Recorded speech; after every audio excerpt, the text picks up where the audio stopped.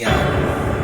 Pag hindi mo na, halimbawa, na-stuck yung tubig dyan, hindi mo yan basta-basta mapupunasan, hindi mo yan basta-basta maagapan. Alike yung mga dito. Hello guys, for today's video, pag-uusapan natin yung mga about sa may mga singaw sa foot pump. So, sa mga bumibili ng mga airgun, lalo na kung foot pump yung gamit ninyo, mas magandang maagapan nyo ito habang maaga pa. Dahil alam nyo ba, na ang foot pump na ito ay hindi ka nakasiguro kung kailan ito tatagal. Pero, pwede mo itong maagapan hanggat maaga pa. So ito nga, yung sinasabi ko, yung foot pump, di ba kadalasan nito, hinihinang to. Yan, di ba yung mga corners nito, nakikita ninyo to guys, yung ito, yan yung mga corners nito, dito, hinang yan, hinihinang yan. Yan, dito. So, papakita ko sa inyo, sandali ha. Yan. Ito guys, pag-repaint ko nito, hindi ko napansin na meron ditong yung mga butas na hindi nadala sa hinang.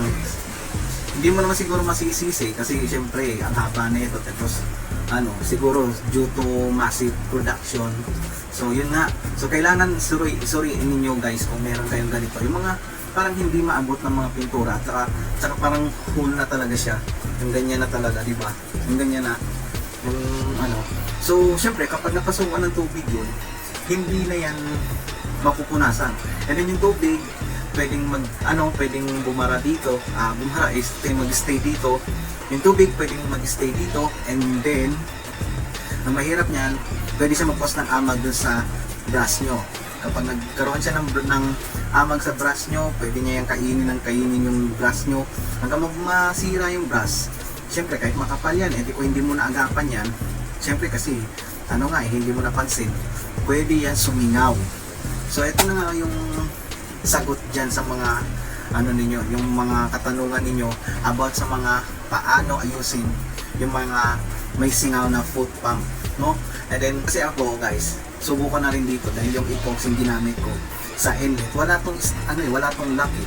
Kumbaga yung lock ng foot pump ko is yung yung hinang and then yung steel epoxy, which is good naman, at saka nakakakarga nga ako ng 1100 PSI. So napakaganda nun guys.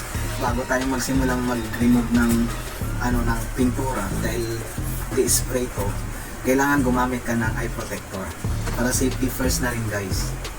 Para pag nag-spray ka, hindi matatalsikan yung kasi medyo may kasakitan dito pag dumapo sa balat mo, pero kaya naman.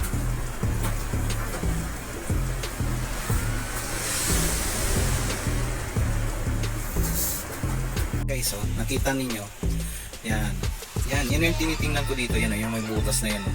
Kasi kahit na napinturahan mo yan, pag hindi mo na, halimbawa na-stuck yung tubig dyan, hindi mo yan basta-basta mapupunasan, hindi mo yan basta-basta maagapan. Alike yung mga dito, kasi dudulas lang yung tubig, pwedeng pwedeng dito, diba? Siyempre kapag ikaw may foot pump, kailangan agapan mo ng maigi. So ayan, kita nyo. So lalagyan natin siya ng epoxy. And then ito, tatanggalin ko rin tong pintura niya at lalagyan ko na din siya ng magiging permanent lock niya na to guys, no? Lagyan ko rin to ng epoxy kasi umaatras din to Siyempre PCP yung gamit natin dahil kinabitan lang natin siya ng quick fill yung ating foot pump. So yan na guys, no? So ipapakita ko sa inyo kung paano ng pintura, no? Yan. Kaya kapatito, merong kapatito ng gamay instead na dito lang sa yung tinuro ko kanina.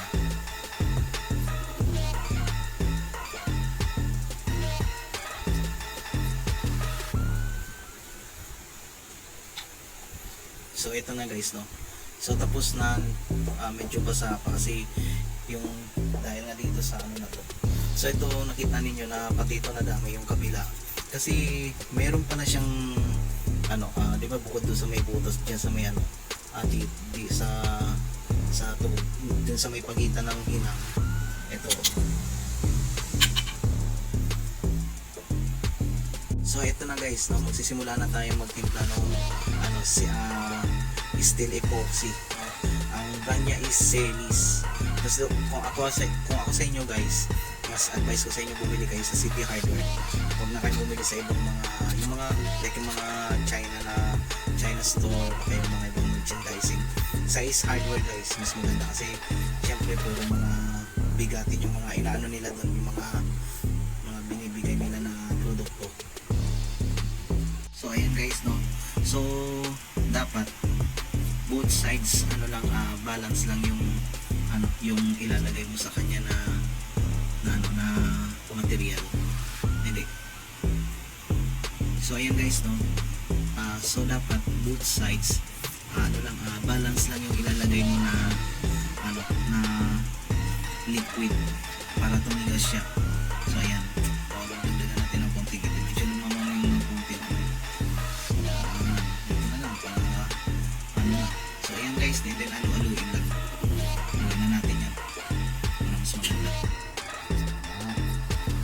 So ayan lang.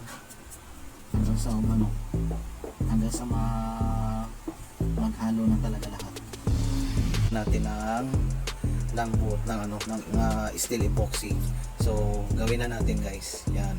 So kailangan natin itong lagyan natin agad yung butas habang medyo malambot pa yung epoxy. No? Yan. Sige. Yan. Ayan. Yan.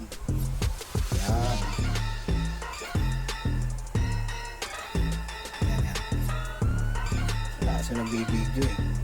Ito lang mahawak. Yan, nakita nyo guys. Galing mo. Yan. Iwas na. Tapos pwede mo pa naman yan mahulma yung epoxy.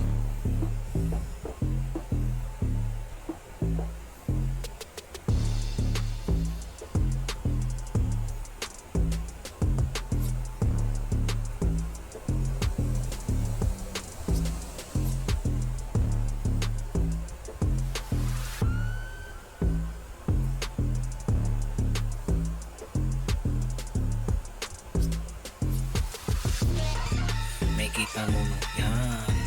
Ganda na. Yan.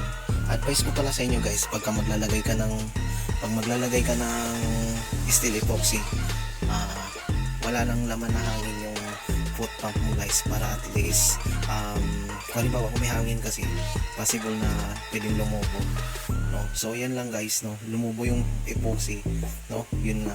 So yan lang guys. So ayan, no? Nakita nyo na. Yan, ang ganda. Pag napinturahan to guys, suwabe na, no? Saka maganda kasi sa epoxy, steel epoxy, pagbago pa, pwede mo pa itong hulmahin. Kita mo medyo glossy siya, no? Pagka unti-unti mo siya, pag tumigas na to guys, solid. Halimbawa magkikilan mo, para ka din nagkikil ng bakal. Tigas nito guys, promise.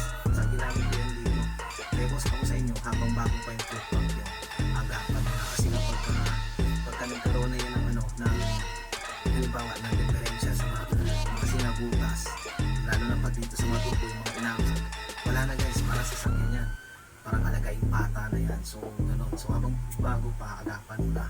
So sana nakatulong ito, may idea na kayo guys kung paano yung gagawin. So yan lang, and then thanks sa pag-watch.